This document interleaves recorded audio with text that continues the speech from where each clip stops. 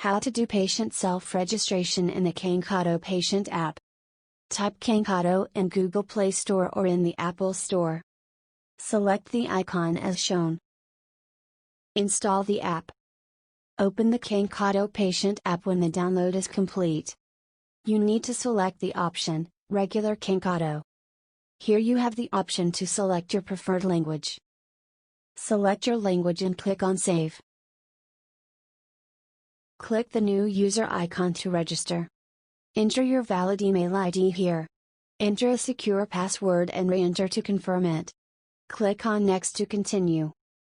You must verify the terms and conditions. Scroll down and tick the checkbox and click on Register.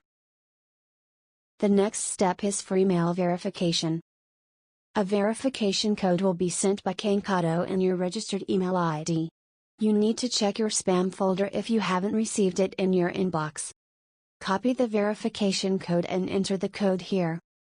Now click on Verify. Alternatively, for direct verification, you can click on this link shown. You will get a screen like this, and now you are successfully registered as a patient in Cankado.